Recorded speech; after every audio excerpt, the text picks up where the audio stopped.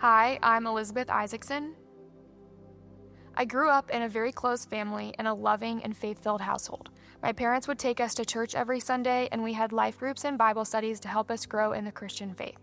I accepted Jesus as my Lord and Savior as a kid and was confirmed in the 7th grade. But as sports became more prevalent in mine and my siblings' lives, church became harder and harder to commit to.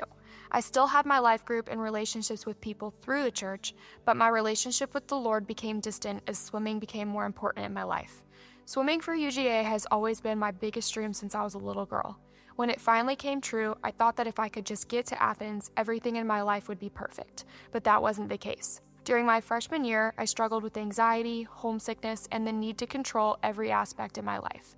I looked for validation in swimming, school, and what other people thought of me. I kept wondering if swimming for Georgia was all I ever wanted, then why am I still struggling?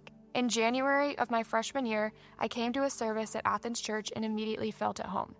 Just being in a place of worship helped fill the void in my life that I couldn't fix any other way. I began to try and piece my relationship with God back together through prayer. I had accepted Him as my Savior, but had never truly given Him complete control of my life.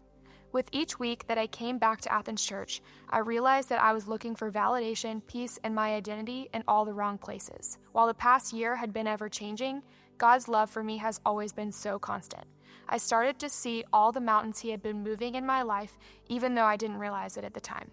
I felt comfort in remembering those moments where God was with me, even if I didn't realize that until later on. As He continued to shine a light in my life, I felt drawn to serve in Upstreet with small groups and the guest services team.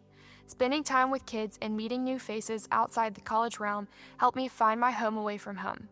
I finally understood that my ideal career at Georgia wasn't exactly what God had in mind, but His plan is perfect, not mine.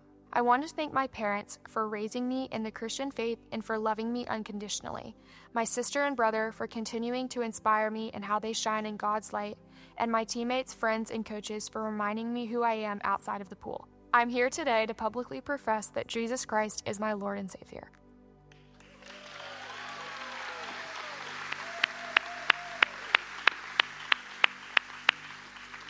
Really cool how we just sung about God's goodness and how He's been faithful then, He's faithful now, He will continue to be faithful. And we hear your story about how God has been faithful then, how He is currently faithful, and how He is going to continue to be faithful in your story.